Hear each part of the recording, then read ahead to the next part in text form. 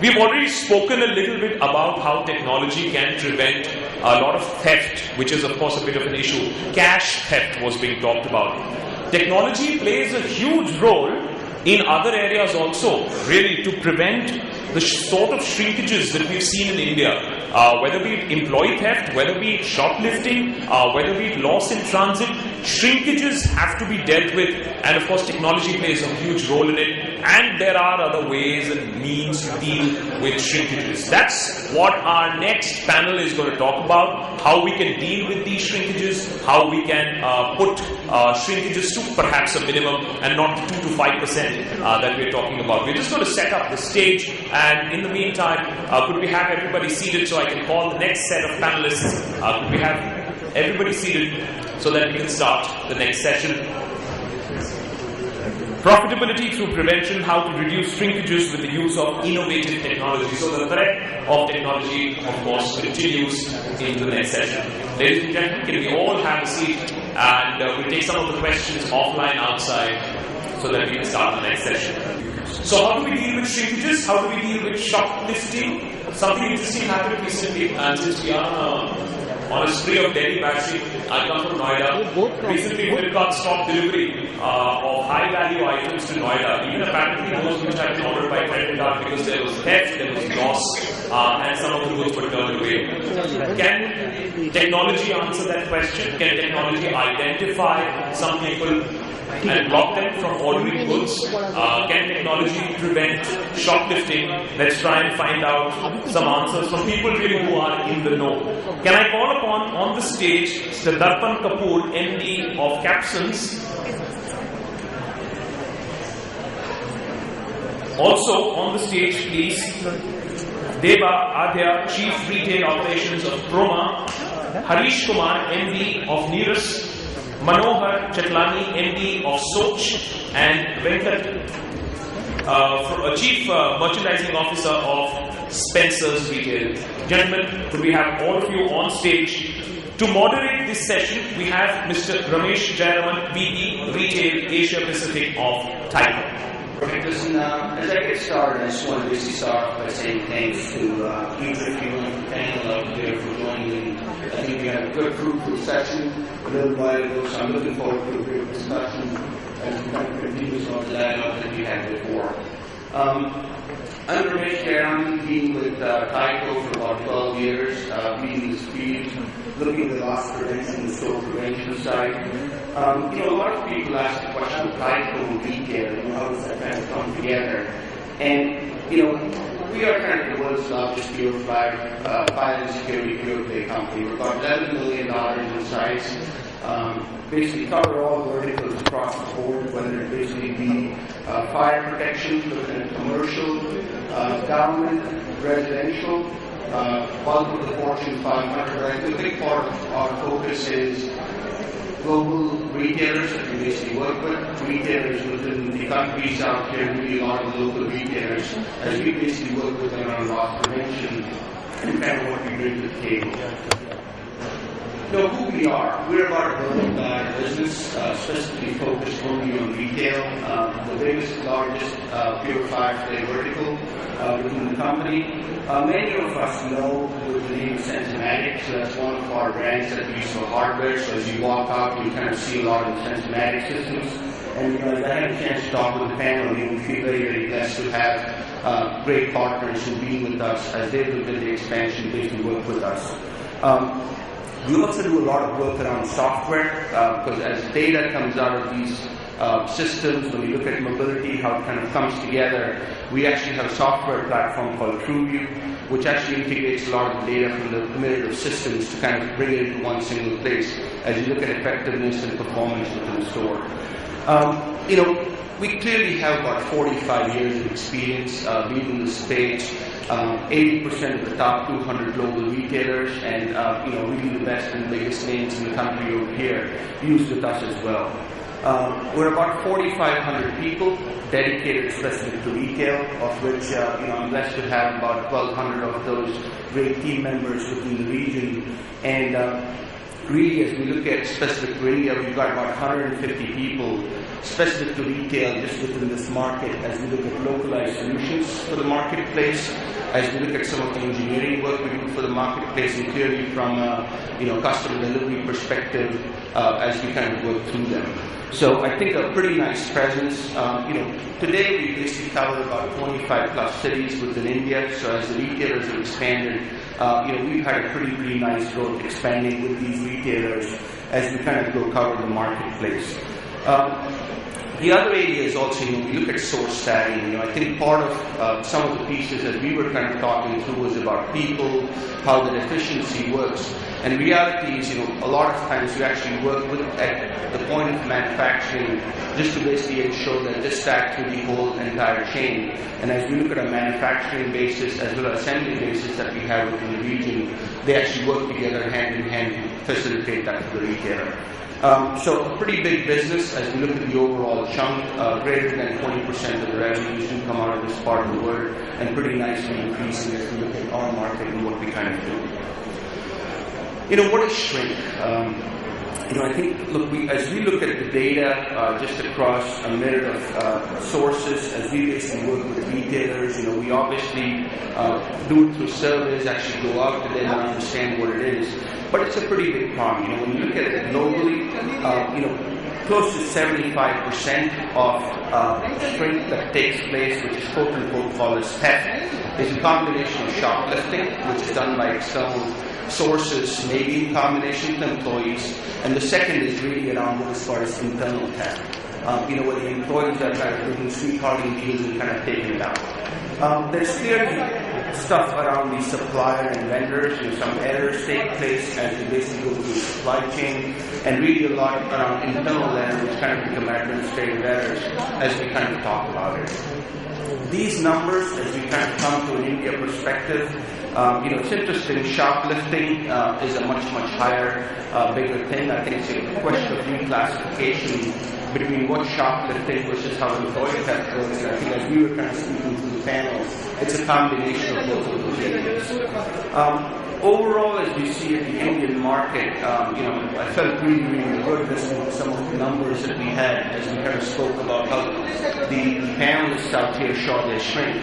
But overall, as we look at the broad Indian market, we actually have retailers that we work with who have 6% shrink. So they aren't really doing that well. And I think a lot of it is kind of putting these technology space and bringing it down. But on an average, and as we look at the various matrices, it's about 2.3% of your sales. So ultimately, 2.3% of your revenue, which really should turn into profit, actually walks away through the door because someone's taken it out or it's an administrative error that kind of sits in the system. It's interesting, organized retail crime, when I look at this kind of data, overall Asia Pacific, which is the region I kind of look after, is about 1.5, 1.6%. India on an average is actually about 80 basis points higher than the rest of the region, just as we look at the overall numbers. But what's interesting is for the other markets, what we see is organized retail crime, which is basically gangs kind of working together as they go into the shops and basically go to shoplifting, kind of take the things out. I think it's still, I would say, not a very well-known trend, or is really a trend which is basically going to start coming into India over a period of time. We're beginning to start seeing these in the markets. It really came in the developed countries before, the Australias, the Koreas, and Japans. But slowly we're basically started coming into China. Now we're basically seeing gangs coming in Malaysia and Indonesia as we basically sit with retailers. And I think that's going to be a trend which is surely going to come as the economy picks up and bigger, better merchandise is basically put out there. As we look at the retailer strategies and the challenges, a lot of it, as we collect the data, look at what that means, and I can tell you a lot of our strategy actually gets built by talking to these retailers in terms of what they want and how we look at our solution roadmap. Shrink is a big part, But the interesting element is the same shrink data now, or the same sensors, whether it was CCTV or different devices, EAS, etc., are now basically being brought in together to basically also start looking at store efficiency and how can we look at optimization, what we kind of need to do. Also a lot from a merchandising perspective, and I think you'll hear some of our speakers kind of talk in terms of where that's going and how it's basically being able to help, or what the thoughts are for many of these retailers. What does loss prevention mean? Very, very simply. It's really about protecting your assets, protecting your people, and the people could basically mean employees as well as shoppers, looking at your facility and kind of protecting the facility, right? And that's very, very simply said, how you kind of look at trying to make it a safe place for things to happen. Technologies used, I think CCTV are very, very broad, well-known terminology that people go with. You see areas like electronic article surveillance, which basically is EAS systems. There's many ways it's kind of called. Really look at areas like fire detection, which is really used for prevention around fires, and like having automated alarms that kind of work through it. And clearly intrusion, which we also see a nice pickup within this market as retailers kind of close down the stores. We have a couple of chains that have basically 1,000 plus installations done just by their brand to ensure that they are basically protected as they basically close the store for the night.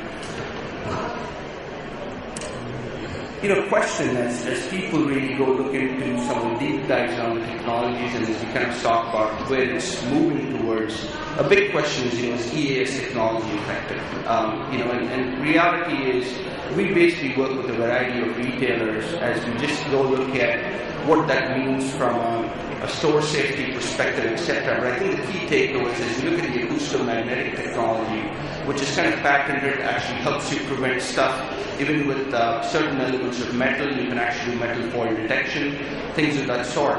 And what we basically see is technically it allows you to go in any operation by about 0.8%. So you can actually take your average of 2.3% and start bringing it down by 1/3 to half, just by basically putting in a standalone EAS technology, right? That's just a standalone discussion.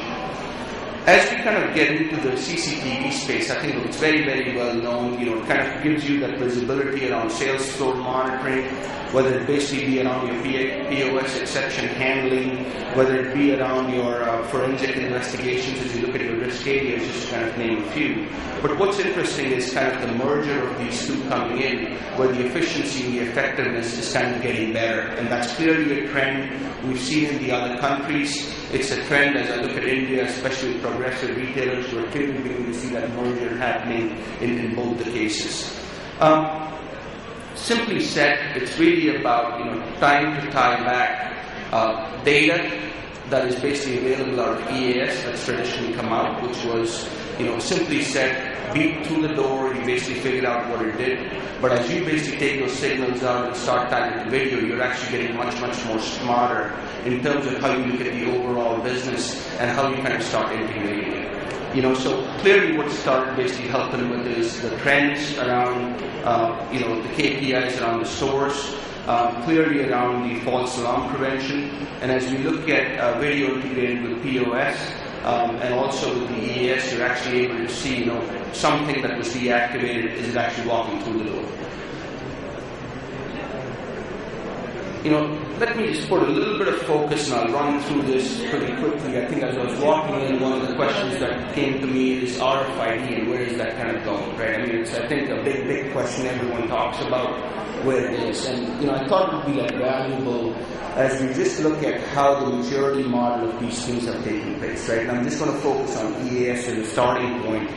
Look, in the 60s, RF-based systems were kind of there, but as you look at the 80s, 90s, what has happened is with the acoustomagnetic, which is a different kind of a form factor and technology, it's just become better and kind of taken place over a period of time. Really what's helping you out with is looking at the interconnected ability to actually look at external versus internal shrink and basically start looking at how you look at the overall picture within the marketplace. As we look at I would say the mid-2000s, really 2010 plus, and I've been in the industry about 12 years looking at these technologies. We've actually started seeing the acceleration taking place very, very quickly. It's interesting, the same tag that was used to basically protect merchandise as EAS, now as we basically morph both the RFID as well as the EAS technology, and you basically flush out the supply chain, and we're actually seeing the data now being captured to that whole aspect, which is helping you through the whole equation. What does that simply mean? Just from a schematic perspective, you basically start looking at the antennas that were there in the front of your store. These antennas now pretty easily can be transformed into RFID equipped antennas. So it actually gives you the strength of the shrink that you're used to with EAS systems, but also the ability to actually go capture inventory and what that kind of means as you look at the antennas. As you look at the various elements of detachers, tags, labels, very simply said, it's just a step up. As it's the same form factor, same way of kind of looking, but it's basically giving you more additional areas. And this is a trend we're clearly beginning to see all through the region. We actually just got about a $400 million contract on a global basis, which is actually looking at changing their entire layout as they're basically looking at bringing inventory and efficiency into their whole supply chain to just make it more efficient. End of the day, what it really does is basically starts bringing you the front-end store visibility in terms of, what is the deterrent that's always existed with EAS. 2, kind of starts giving you some of the high-risk areas. I think we were kind of talking about it, as we look at apparel, one of the big pieces is, people can actually go into a fitting room, go hide it. I think we're talking about women wearing a burqa, and kind of walking out. Actually, there was a situation where there was a man wearing a burqa, walking out. And reality is, what it does is, with these kind of technologies, you can actually track what's happening without being intrusive and kind of looking at the customer experience of putting that at risk as you just go look at the combination. The second side is also some of the returns visibility. Right, as these kind of come in and you kind of tag them through when they basically come in as a part of the process, you're actually getting visibility into what's the returns merchandise, which I think is a game that a lot of the retailers are still trying to kind of figure out. I know the policies have been expanded to have the returns in place to keep the customer service out there, but it also has a back-end effect of how do we kind of make that returns process more efficient. And really looking at some of the receiving visibility. Really what it does is basically starts giving you SKU level information of what products are coming down, where is the exception, what's kind of taking place by which we can basically go start them and make them slightly more efficient. The next area is really around video with POS integration. I think we're just doing this at a pretty reputed airport within the country, where we're actually tying back and actually preventing quote-unquote what's called a sweethearting. As people kind of walk through, instead of scanning 2 items, they put one above another and just scan one. And how do you actually go prevent that? And part of this was actually done by the airport operator, because as they looked at the percent of sale for everything happening, they were actually getting X%, and they wanted to basically make sure they had the revenue flow in place. Ultimately, what it does, as you even start looking at video and kind of start looking at the software and the analytics that it brings in, from a merchandising perspective, a big part we basically get to hear is, hey, what's the right place for us to go put our merchandise? Where do we kind of put our high merchandise on certain days, and where do we basically put our merchandise that we want to basically take off in excess inventory on certain days? What is the dwell time? What is the conversion rate? Do we have the right staffing? Do I have the people in the front of the floor when I need them, in the back of the room when I kind of need them? So these are questions we're basically going to answer as we look at video and looking at the advances kind of sitting in there. Ultimately, store performance solutions, as we kind of coined the term, is really looking at, again, the shoppers, employees, facilities, but basically bringing in intelligence into the equation. And I think, intelligence, the data with, obviously having the right management, the ability to kind of push through, would I think play a pretty big part in what we kind of see and where the market's kind of headed to. Overall, look, I think I feel very, very blessed to be associated with this panel today to have the discussion. Really as we look at some of our retail performance areas, I think we'll have some nice discussions both around the loss prevention side as well as some of the areas that the team kind of feels as we go towards, that we can kind of bring to the improvement. Clearly, I think Tyco is committed. This is a key market for us.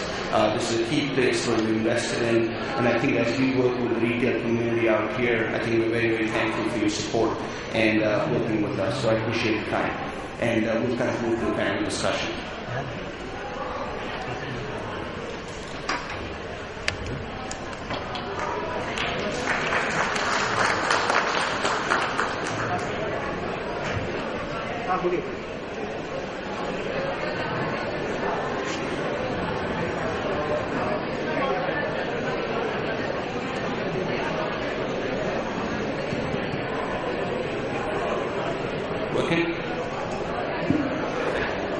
Well, what we'll do is we'll take the next 45 minutes to kind of go through a panel discussion, keep the last 10 minutes open for any audience questions as you guys look at it, so we can kind of take this forward.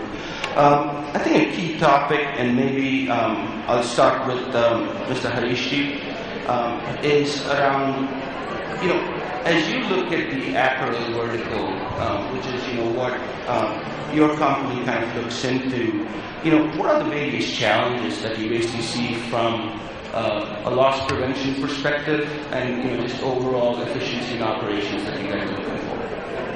Hi, good evening, everybody. Even though a lot of technologies have came and all that, the people who want to make the that they got their own technologies which they adopted. So as we are in ethnic, so main we are in EBOs and MBOs. So when we talk about EBOs, the theft takes place in different way, and MBOs is different. Where I suggest actually even EBOs are there. So main thing where mostly the staff are involved. So even though we keep latest technologies, security people are there to take care of it, and it's not possible to security person to check the customer. So wherever, whatever the possibilities are, mostly it is due to the staff involvement. And these things happens in the morning when we open the store, where hardly any executive staff is there. So the things can happen where the housekeeping people are there, they are involved with the staff. And other things where we are in apparels, where we need some alterations are there, or sometimes where some extra things to be done for the for saris or something that goes for the outside. So we should take care in the mornings that these things mostly where the things go out in the mornings, where the staff is minimal. So there we can avoid it if we can bring senior executive in the morning to take care of it. And mostly what I think is staff involvement is there. And apart from that, the customers, because they're usually what we found in EBOs is because there are few women gangs where we feel that they go to store to store, and this happens in the evenings when the customers are more and more or less in the sales period when the EOS is there. So they come where the crowd is more and they take advantage of it. I think great insight there. Just talking about the people side, Tarpanji, how do you kind of see that as you look at your business with capsules and the variety brands in the apparel space that you guys are associated with? Shrinkage is one which we have as an entrepreneur have all the right to control it and make sure that shrinkage is less. Apart from all these things, like you have the security systems, you have CC cameras, you have shrinkage is done by the staff and all those things. My only suggestion would be that have a periodic audit and ensure that you have somebody doing an audit every week, every month. Every week a head count, every month this thing. Because shrinkage hurts you in two ways. One is you have lost a good, and second, it is showing the stock is showing in the inventory, but actually you don't have inventory on the floor and you are losing the sales. So it is very important to have audit done quite frequently and ensure that the shrinkage is less. But there is no other way you can, like there is no foolproof system where you can reduce the shrinkage. You have to be more vigilant and ensure that your service, your customer service is good as well as the shrinkage is less. You need to keep motivating your staff because as an entrepreneur, as we just thought that we have run the business, let's open and more shops, without realizing the fact that we do not have those loyal people with us. Their loyal people are limited. Loyalty takes time to be built, So it takes 2-3 years to create, to make a team, understand the team that you are there, you are a part of your family. Only then the things will go on. Staff is, of course, important as well as the same time. They are the one who are, when they get relaxed or not serious or sincere in this thing, it hurts. Interesting viewpoint. Just basically talking about Indian ethnic wear and apparel, how do you kind of see, what you do with shrink and, how you guys are basically looking at it? From my experience, the really serious shrinkage comes from employees. I think your statistics said 48% customer theft and 26% employee theft. But whenever there is an employee theft, the volume is very large. In that particular store, the amount of pilferage which happens by one employee or 2-3 employees getting together, it can be really, really huge. So there are various ways to do this. One is discount abuse. They sell a garment at full price and they make the bill for a discounted price. But whenever there is a shrinkage, you have to look into very carefully voided bills, return goods, credit notes. These are the type of normal things which the employees use to do pilferage. Right? One of the things that we do is we reward whistleblowers. If anybody gives me information that some staff is doing pilferage, he gets 25,000 rupees, which is a big amount for any employee, and we maintain confidentiality. You will be surprised at how much this has helped us. A huge advantage we have got from this policy. Customer theft is, of course, there are more customers who will steal from you because obviously there are so many customers coming in, but the volumes will never be as large as employee theft. Again, customers, you have amateur theft, who steal, and there are professional gangs. These gangs normally come 2 or 3. They try to distract some of the salesmen. They come at peak times, and you have to watch out for these gangs. There are telltale signs. For example, they will be more interested in looking around. They look at the CCTV. They look at the other staff. They'll be less interested in the goods themselves. Right? And they normally buy 1 or 2 pieces. 3 or 4 people will come, pay for 1 or 2 pieces, and the rest will be stolen. After a period of time, even you can make out by just seeing the CCTV that these guys are not really interested in the merchandise. And one of the things that we do is we tell some of the staff to keep on approaching and asking them and make them aware that they are really being scrutinized.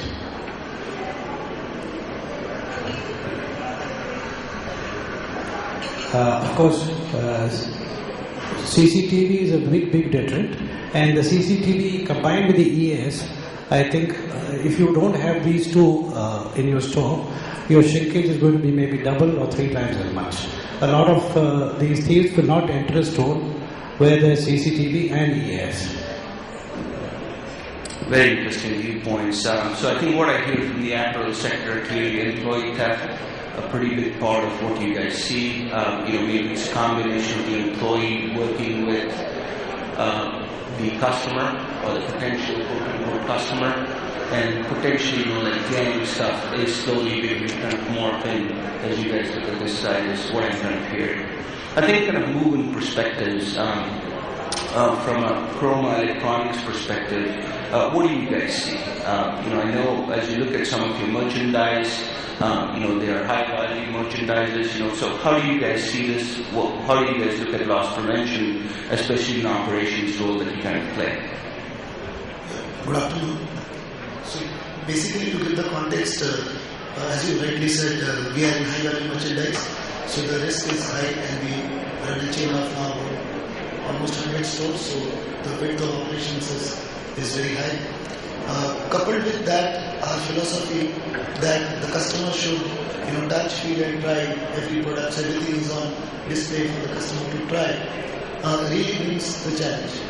Because earlier it was very easy, have a salesperson, keep it under lock and key and show it to him and quickly take it back and put it. So our whole philosophy of being more transparent, giving that, brings its own challenges. Why I say so? We believe in prevention, of course, and if we look at our statistics, our shrinkage is not even 1/10 of the statistics that you showed. So, of course, we have been able to contain it, and in doing so, we have done 3 or 4 broad things to achieve this. First, of course, we have made a lot of investment in the way in technology to protect the merchandise. So while the cameras, the phones, the tablets are all on display, we have the security pods that they are attached to with whatever sirens and things like that. So that's a big investment, but that's needed. Then other basics like sensormatics, soft tags on products, CCTV cameras and things like that. So we believe deterrent is a big thing, be it both for customers as well as for employees. If you are being watched, you do less things, and some people will still do, but majority won't do. The other part is really the processes. So you had a section on internal the errors. So that's where the processes make a difference. So and it's about end-to-end processes. So we run a hub and spoke model. So we get the merchandise from our vendors into 6 or 7 warehouses across the country, and these warehouses then serve anywhere from 5 to 20 stores each. So we take ownership of the goods the moment they come into the warehouse, and then they go through various handoffs. So from the warehouse to our logistics partner, and then from logistics partner we deliver it at the store, and we deliver to all our 100 stores daily the merchandise. And at the store, first they go to the what we call as back door, where all the system entries happen, and then they go to the floor. So you have these 2 or 3 handoffs. So unless you have a way of tracking the goods through it, you will be prone to errors and hence potential shrinkage. So now what we have done is for high value merchandise like tablets and mobile, which is small in size, high in value. We take a count while handing over to the logistics partner, and at the store again we take a count. And this is a new initiative, and it is helping in that area quite a bit. The other issue is about correct codes. We still are not using barcode scanners. We plan to use them in the near future, which will make things very easy. But as of now, somebody reads that barcode and enters in the system. And if you get even 1 digit wrong, you end up a positive shrinkage on one side, is excess of something and a shortage of something. And while the shortage will get reported, excess is prone to eventual shrinkage because there is no track of it, and so somebody can easily take it. So that process, and then whatever goes out of the store, all that is now an end-to-end continuous process with, as he said, weekly checks. So there is a schedule, what will happen on a Thursday, what will happen on a Friday. We have what we call as perpetual inventory counts. So The high value merchandise is actually counted every night before we close. The accessories get counted, something gets counted once a fortnight, and something like a refrigerator, which you want, typically you want shrinkage, will still get probably counted once a quarter.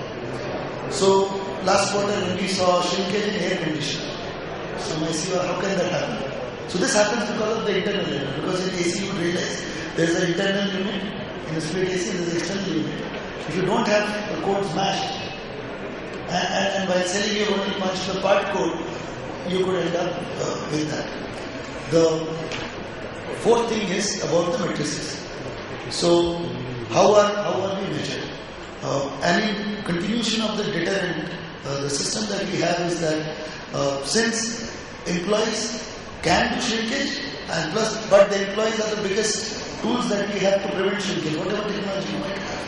We must build in a reward and punishment system for the employees to prevent shrinkage. So in this direction what we have is that we have various incentives for the employees, for sales, margin, whatever, performance incentives. For all these incentives, shrinkage below a certain level and following these processes of inventory management are pre-qualified. So you might have done wonderful sales targets, you have achieved, made profits. Would you have high shrinkage, or you have not followed the process and closed your books on time? You don't get your incentive. It builds a huge peer pressure to remain honest and to blow the whistle when required. And we also, of course, have a very effective whistleblower policy. We're all bound by a Tata Code of Conduct, so that works pretty well. So, to summarize, it's not a big issue for us, and we don't want it to become a big issue. We want to focus on customer experience and excelling in that. We would rather not get bogged down and spend time on these back-end issues. So that's the broad philosophy.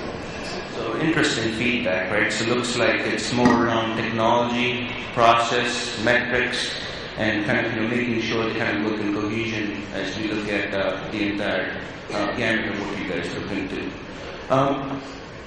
So from Spencer's perspective, as you look at your role and look at how merchandising, but not just merchandising, but also loss prevention kind of plays a bigger part.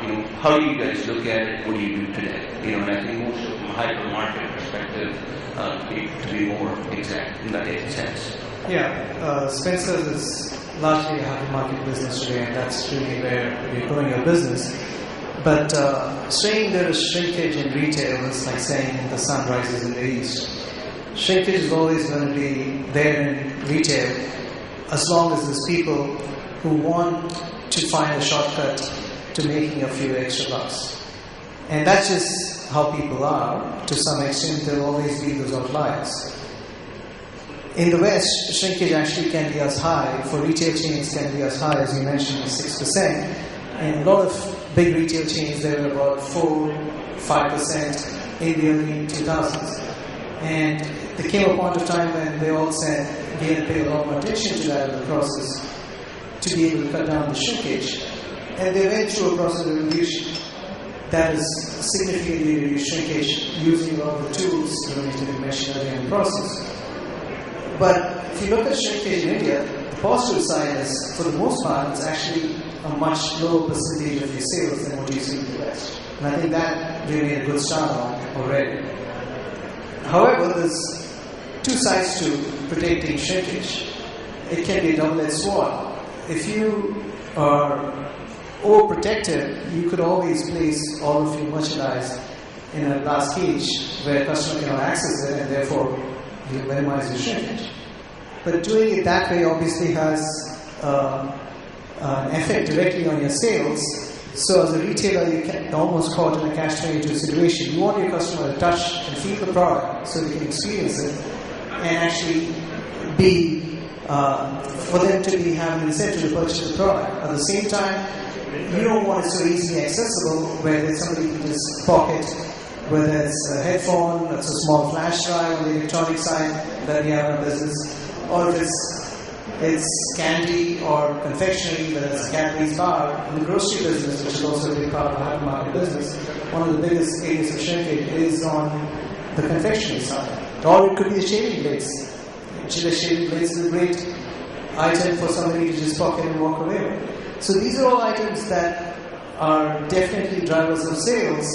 Contextually, something that if you put in front of people, obviously that makes them engage in the purchase decision much more. But on the other hand, if you just want to protect your shrinkage and put it in the back, you're not going to drive sales either. So these are all categories of products. Apparel is another area where we see high shrinkage in innerwear. It is high MRPs, branded names that we sell, and so people find it easy to pocket that and walk away. So these are the categories of products that you would want to look at differently and be able to find creative ways potentially to merchandise the product so that it's still accessible but at the same time protected. For example, on the electronic side, we're looking to deploy locks that are able to enable the customer to touch and feel the product, but also means they can't take it away from the fixtures attached to it. And solutions like that are the kind of creative solutions that we need to be looking at in India, so we don't end up limiting the upside potential from a sales perspective while protecting us from the shrink side. When you look at all of the opportunities for shrink, there's opportunities clearly in the store from shoplifting, but at the same time there's also opportunities for shrink. One of the biggest contributors, in fact, to shrink is at the front end, cash counter. In a chain store, you have 12, 15 cash counters at least in a hypermarket. And every time a cashier rings up a product, he or she has the opportunity to create shrink in the process, where they might neglect to ring something else up in the customer's invoice. And when the customer walks away with it, that obviously runs straight to the bottom line in the form of shrink. So controlling that through a technology so that there is more, as my friend here from Kruma mentioned, as there's more scannable barcodes, enabling all of the product to be scanned directly and put in, is one step that we're taking in that direction to limit shrinkage. And when you look at the security measures in place at the gate, Sensormatic, those are the kinds of tags that you can put in place to make sure that even if there's a failure at the cash counter, there's a backup foolproof mechanism to catch that shrinkage in action before it happens, the beep that goes off or whatever the exit, and that way you can ensure that even if your first layer of prediction fails, you catch it with the second layer of prediction. But shrinkage is not just in the front end of the store. There's shrinkage that happens in the back end, the distribution centers as well. And increasingly we are finding that the gangs that you mentioned that operate overseas are potentially gangs that are starting to operate here as well. Organized crime is definitely one of the biggest causes of shrink. It's not just the shoplifter who has got an inclination to come into the store and feels like potentially they don't want to pay for something at that point of time. It's also the organized crime that is one of the biggest contributors of shrink. And that's not just in the store, but it's also in your distribution center where you have a whole lot more product stocked in one location, and therefore is obviously also a bigger risk for shrink in the process. So any technology that we deploy will not just be in the store, but also in the distribution center on the back end, so we control shrink right through the supply chain. And internal errors, of course, are contributor to that process, but it's really eliminating, even if it's an internal error, usually that's a handoff from one part of your supply chain to another part of the supply chain, and therefore overall as a company you come out okay.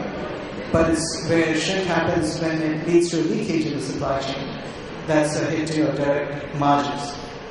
As we talked earlier in this morning, I think most of the folks in the morning session mentioned that India is a retail economy where your band that you operate in between your top line margin and your bottom line cost is very narrow.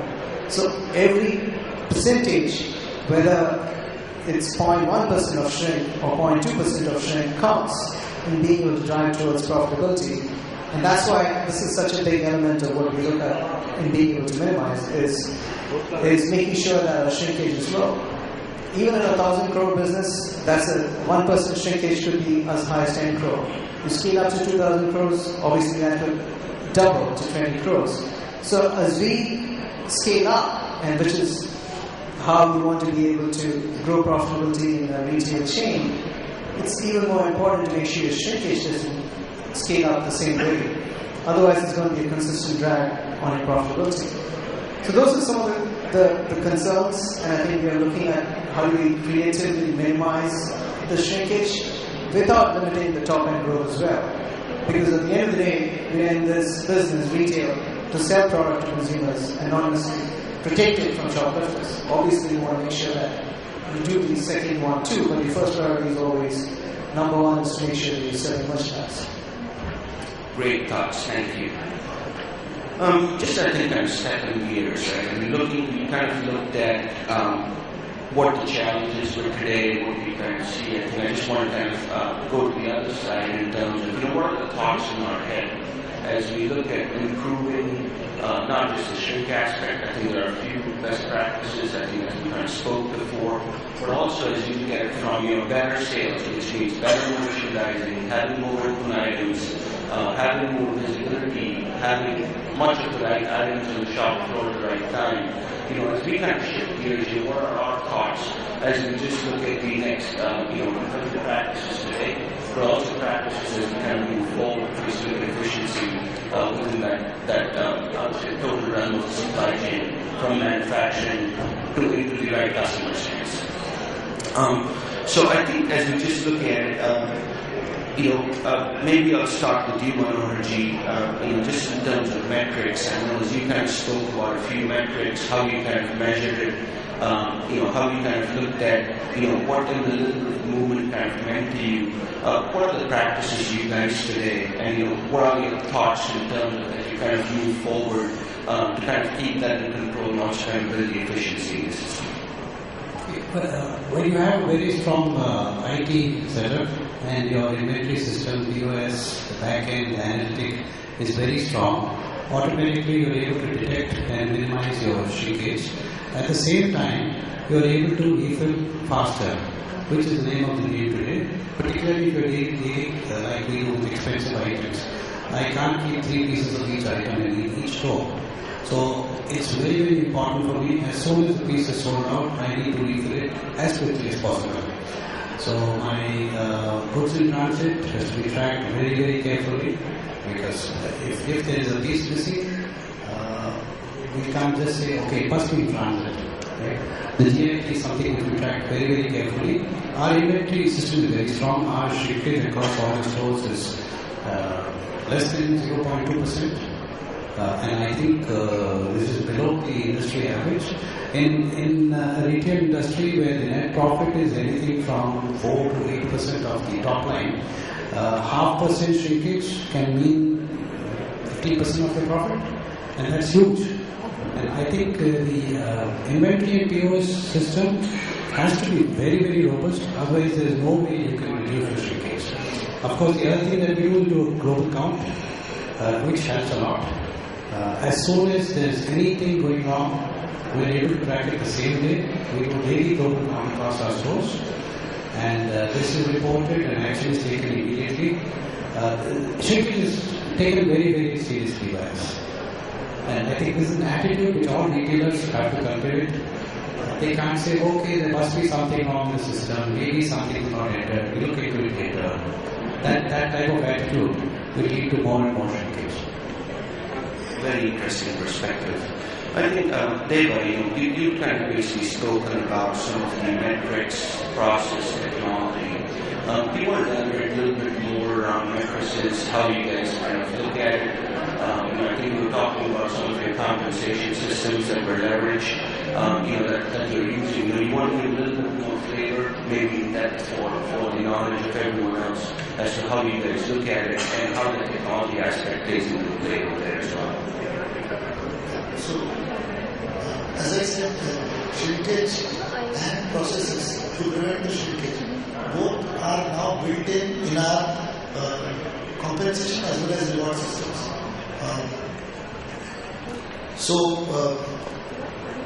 Our stores, from our CEO to the shop floor guy, all of us have our own balance scorecards with our KRAs, and they're all linked and aligned. And these processes play a very important calibrated weightage in that. So we don't call it audit, we call it reviews and checks.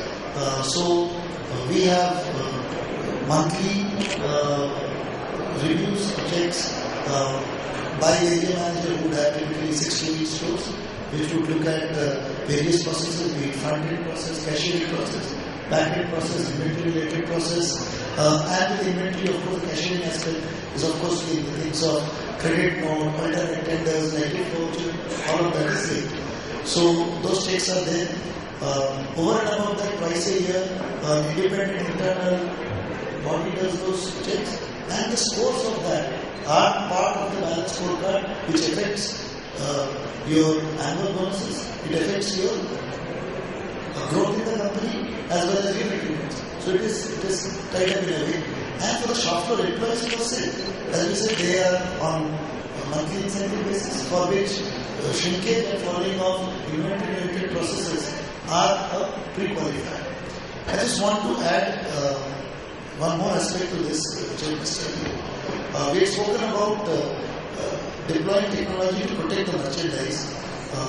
What we have also learned is the way you put the merchandise and where you put it also plays a big role. So there are two aspects to it. One is, for example, what we have done over our last 7 years experience is the way to steal a high value big item vis-a-vis small accessories which are still good in value. For example, a pen drive in our context is slightly different and how do you control it. So we have moved, and typically in a store there will be more people manning the high value goods. So you will find more people in a mobile counter and very few on the wall with accessories. We have tried to merge the two. So in many of our, now in most of our stores, the main product and accessory are very close to each other. Because of which, just by playing physical side and our side, we are able to prevent some issues. There are certain items like, for example, coming back to pen drives and SD card, very small high-value items.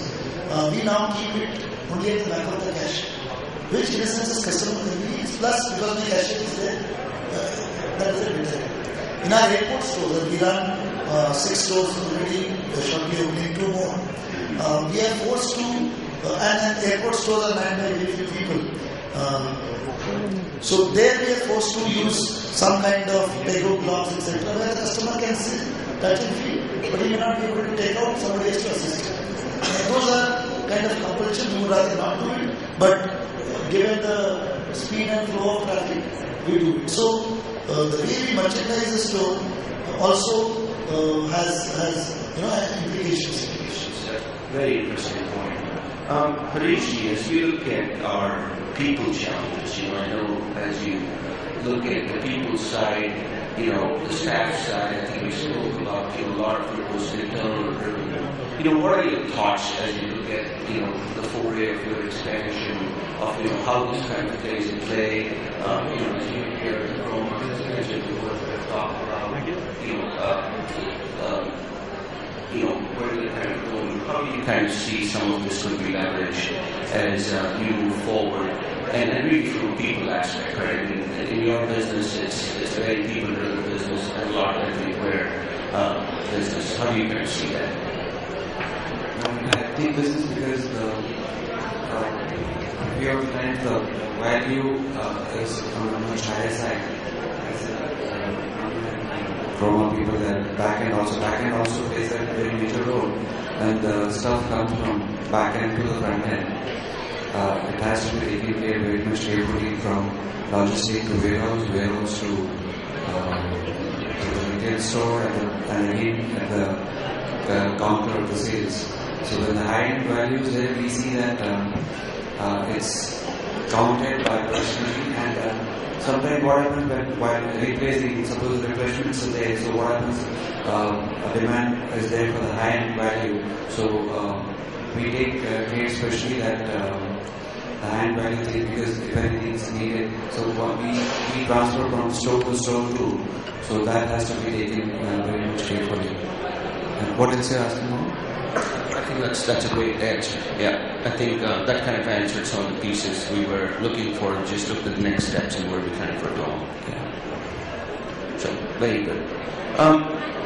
As we look at Darpanji, I think I know we've spoken about the internal side of, but as we look at it externally, it's obviously a lot more tied to some of the other pieces outside, right? I think even, what are your thoughts around it?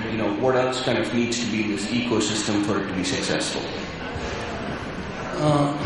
We operate now about 185 stores, and to reduce the shrinkage from the back end, we have our own vehicles, and we transport our goods on daily basis to all our stores. So that there we have taken care of. And secondly, we realized that the security staff or the security guard or whosoever is your security agency, they are not answerable to the store managers. They are not linked with the store managers, and none of the area managers, store managers is reporting to them. Like, they are not reporting to him. They report only to the security supervisor or security manager, which immediately reports to the HO. So there we have reduced the shrinkage. And secondly, now we have got the audit agency, which is of course internal. And they are also not reporting to the staff. They are independent. They come, they inform a day before that this is what we are going to do. And we have realized that our loyalists or the people who were very good to talk to, who always gave us good figures, actually were not, the facts were not as per the words what they were doing. So it is important for you to have, depending upon your volume of the business, locations, or you need to give it to the third agency for audit, for security purpose, and then, because it is such a challenge that you cannot have, you cannot just put your staff under threat all the time, because they are the ones who actually are going to work. Tomorrow, if I have to go and open a store in, say, Amritsar, if I don't have a guy and I fire him just overnight, it's not going to happen. So it's such a tricky situation where you have to balance everything and then move ahead. Great points. Really, I think the last question over here before we kind of get to the audience is, I think, the fine balance between merchandising and loss prevention, right? So I know there's an element of increased sales, which is what's kind of driving it. The other side of, hey, how do we kind of prevent this theft? And, as Manoj mentioned, look, that could, if it's 0.5%, it's 15% of my profits going away. In your role as CMO, how do you kind of see, how do you balance that whole aspect? Yeah, it's always a balance between being able to drive the customer to actually purchase the product while attempting to protect it at the same time. And that's why I think it's important for us to look at creative solutions to be able to minimize shrink rather than go for the tried and tested methodology, which might be putting all of your product behind a glass case that the customer may not be able to interact with it. And one technology that holds a lot of promise, it's still in early stages, especially from a financial perspective, but you had mentioned it earlier in your presentation as well, is RFID. And with the cost of the RFID chip now coming down to about 10 rupees odd, that's starting to be a potential not just for managing shrink in certain product segments. Obviously, you can't have a 10 rupee chip on every Cadbury's pack, but you could definitely look at it for electronics, high-value electronics. That's starting to be a technology that has the potential to not just reduce shrink, because it can help you track the product within the store, but also manage your inventory better. And this is the kind of technology that has both the ability to predict your bottom line and potentially to grow your top line as you can understand your out of stocks better and quicker and be able to replenish to be able to meet that. At the same time as be able to figure out when one of your TVs is walking out the door, something else like that, which is not supposed to walk out but is leaving by other means. And therefore, it's these new and emerging technologies that really hold the most promise, because that will enable us to be able to start to get a better handle on shrink, both on the front end, actually, as well as on the back end in the warehouse, and at the same time be able to grow a top line through better in-stock and better replenishment. In fact, there's other more creative uses to the RFID chip that are potentially applicable, which will allow us to monitor how a customer moves along the purchase path in the store and understand purchase behavior of the customer, as well as understand what are some of the things that each individual customer is interested in, so we can start to market towards that assortment or that basket that the customer is purchasing. The big constraint today is, of course, cost. And as this evolution made on the chip, on the design, and it starts getting scaled out in the West, the efficiencies, production scale efficiency will only start to drive down the cost of the chip, and that becomes an interesting solution to look at. But in today's world, right now, one of the things we are looking at, definitely beyond the CCTVs, beyond scanning, is being able to understand where the specific points of shrink are and be able to deploy specific targeted solutions there. And if it's at the DC distribution center, then it's definitely not just incentive structures. We have similar incentive structures to what a friend here from Chroma mentioned, which enable the teams on the ground to be part of the process and monitoring the shrink and ensuring that they have incentives aligned towards minimizing that as well. But at the same time, that's the people aspect of this business. But at the same time, looking at being able to use technology more and more effectively, that's the ultimate merging point of the two.